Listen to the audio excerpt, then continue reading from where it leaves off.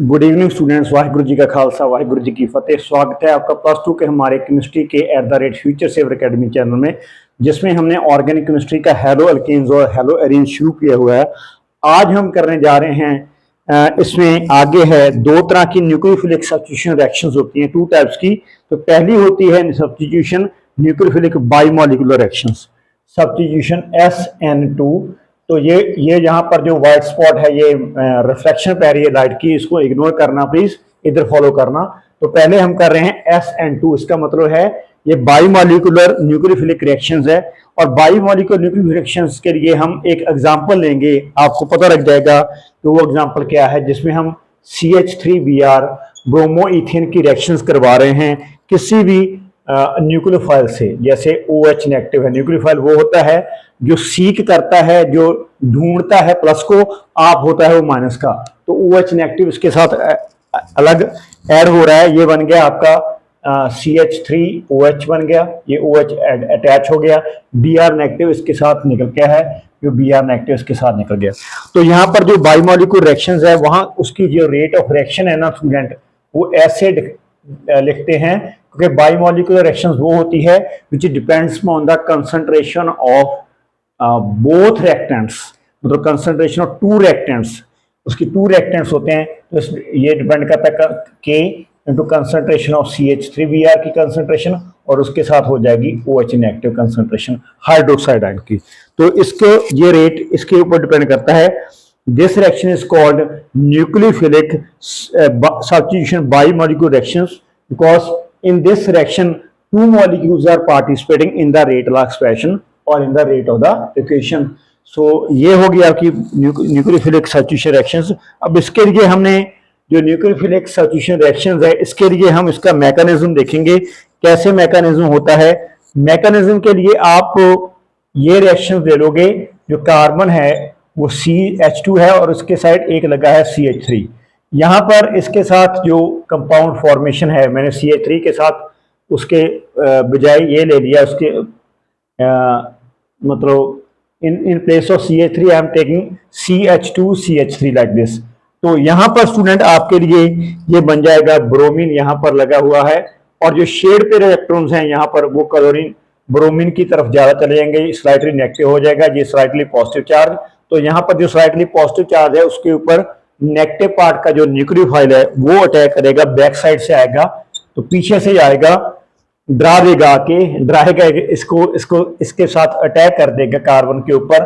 और यहाँ पर इसके बाद अटैक करने के बाद ये बॉन्ड बन भी रहा है C और Br का, और यहाँ पर बॉन्ड ये है, आप बोल सकते हो कि यहाँ पर ये बॉन्ड टूट रहा है, C और Br का बॉन्ड टूट रहा है, और OH और C का बॉन्ड यहाँ पर बन रहा है। तो यहाँ पर C हो गया, CH3 ऐसे लग गया, और नीचे आपके दो H लगे हुए हैं, और यहाँ पर आपका OH इधर ऐसे दिखा दो आप डॉटेड में कि ये बॉन्ड जुड़ रहा है, और साथ ही साथ ये बॉन्ड अभी ब्रेक नहीं हुआ, इसके साथ Br नेगेटिव भी लगा है। और ये स्टेट होती है, यहाँ पर हम देख रहे हैं न्यूक्लियोफिलिक बाइमोलिकुलर रिएक्शंस में ये स्टेट होती है आपकी ट्रांजिशन स्टेट, और ट्रांजिशन स्टेट भी बोलते हैं इसे, ट्रांजिशन स्टेट। और आप एक और वर्ड है जिसे बोलते हैं हम अनस्टेबल, ये अनस्टेबल होती है। तो अनस्टेबल स्टेट को कैसे स्टेबल बोलते हैं, तो ये क्या होगा, OH इसके साथ सीधा अटैक कर जाएगा, ऐसे OH लग जाएगा, और CH3 यहाँ पर और HH इधर लग गए, और यहाँ पर आपका ये कंपाउंड पूरा बन गया, और आपका ब्रोमाइड आयंस इसमें रिलीज हो जाएगा, ये लीविंग ग्रुप बन जाएगा, और ये मेन ग्रुप बन जाएगा। ठीक है ना। तो ये रिएक्शन हमारी थी सब्स्टिट्यूशन न्यूक्लियोफिलिक रिएक्शन। इसके बाद हम इसकी रिएक्टिविटी करेंगे स्टूडेंट। रिएक्टिविटी जो अल्काइल हैलाइड की होती है इन दिस बाइमोलिकुलर न्यूक्लियर रिएक्शंस, वो देखना है प्लीज। जो स्टूडेंट्स नए हैं या पुराने भी हैं पर अब तक चैनल सब्सक्राइब नहीं किया, तो आपको भाई साहब और गर्ल्स और बहनों, आप जरूर जल्दी को इसको सब्सक्राइब कर लीजिए। रिएक्टिविटी है अल्काइल हैलाइड्स की, तो हम आगे कर रहे हैं रिएक्टिविटी इसकी अल्काइल हैलाइड्स की। अल्काइल हैलाइड्स यहां पर मैं लिख रहा हूं, यहां पर इसको इग्नोर करना लाइट को, यहां पे वो इसकी रिएक्टिविटी क्या होती है। रिएक्टिविटी का ऑर्डर ये है, तो ये है रिएक्टिविटी का ऑर्डर। एल्काइल हाइड्राइड, ये अगर 3 CH लगे हुए हैं तो वो ज़्यादा रिएक्टिव है, अगर एक CH3 लग गया तो वो कम रिएक्टिव है, अगर 2 CH3 लग गए जिसे हम बोलते हैं सेकेंडरी, वो उससे ज़्यादा कम रिएक्टिव है, अगर 3 लग गए CH3 बल्कि ग्रुप, अगर 3 लग गए हैं तो ये टर्शरी है। तो इसकी सिंपल जो होता है हमारा मीथेन ब्रोमाइड वो ज़्यादा रिएक्टिव। उसका कारण क्या है? क्योंकि जो ये जो CH3 ग्रुप है ना, ये बल्कि ग्रुप हैं, ये हिंड्रेंस प्रोवाइड करते हैं, ये रुकावट डालते हैं कि जो बाहर से कोई न्यूक्लियोफाइल अटैक करेगा ना इस कार्बन के ऊपर, या इस कार्बन के ऊपर, या इस कार्बन के ऊपर, जो बाहर वाला न्यूक्लियोफाइल इसके ऊपर अटैक करेगा तो वो ये CH3 ग्रुप उसको अटैक करने में रुकावट डालेंगे। तो दैट्स वाई इनकी रिएक्टिविटी इस ऑर्डर में डिक्रीज करती है। ठीक है ना? तो ये आपने अच्छी तरह से समझ लेना। आगे है आपकी unimolecular reactions, substitution, nucleophilic, unimolecular reactions कर रहे हैं। पहले हमने बाइमॉलिक्यूलर रिएक्शंस की थी, अब है यूनिमॉलिक्यूलर रिएक्शंस, और उसको भी आपने अच्छी तरह से देखना भाई साहब, अच्छी तरह से। सब्स्टिट्यूशन आपकी है, सब्स्टिट्यूशन यूनिमॉलिक्यूलर रिएक्शंस, ये है आपके लिए आज का टॉपिक। पहले भी कर चुके हैं हम बाइमॉलिक्यूलर, और यहाँ पर आप अगर इसकी आपने कोई मतलब एग्जांपल लेनी हो तो आप क्या करोगे, सी के साथ तीनों साइड पे CH3 टर्शरी मिथाइल ग्रुप लगा दोगे, और ब्रोमीन यहाँ पर आ गया ब्रोमो, ये बन गया ब्रोमो, जिसका नाम आपको मालूम है कि अगर ये 1 2 3 हुआ, 2 ब्रोमो है, 2 मिथाइल है, तो प्रोपेन बन गया। उसकी रिएक्शंस हम OH नेगेटिव के साथ करवा देंगे, तो यहाँ पर Br निकल जाएगा और OH इसके साथ लग जाएगा, ये OH इसके साथ अटैच हो जाएगा, CH3C CH3 और इसके साथ बन गया OH, और ब्रोमाइड आपका रिलीज हो जाएगा।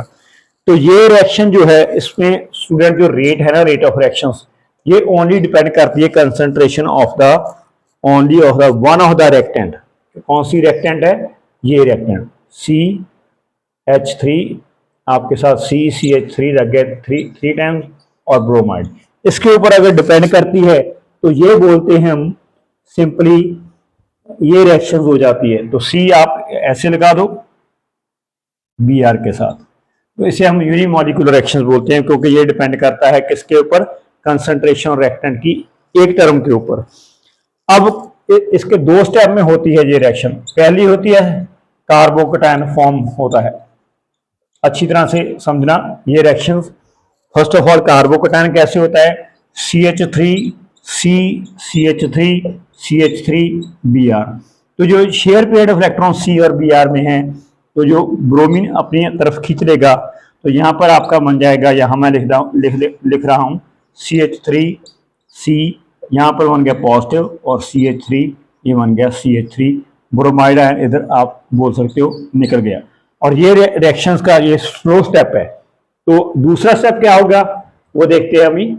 वो स्लो स्टेप जो होता है ना, वो रेट डिटर्मिनिंग स्टेप होता है, रेट उसके ऊपर डिपेंड करती है। और स्टेप 2 क्या है स्टूडेंट?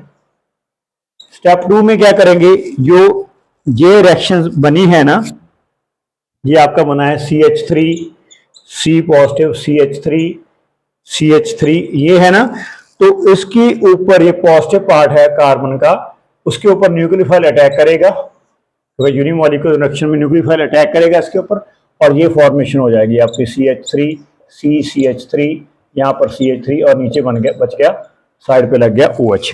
इसका नाम आपको मालूम है, ये टर्शरी ब्यूटाइल अल्कोहल है। 3 लगे टर्शरी, 3 CH3 लगे, उसको बोलते टर्शरी, और ये आपके 4 कार्बन बताते हैं ब्यूटाइल अल्कोहल। तो आज के लिए स्टूडेंट हमने इतना किया था, फिर आगे वाले दिनों में इसकी रिएक्टिविटी पढ़ लेंगे और ऑप्टिकल आइसोमर करेंगे, वो भी डेफिनेशंस काफ़ी इंपॉर्टेंट है। तो तब तक के लिए students have a nice day, nice dream, bye student.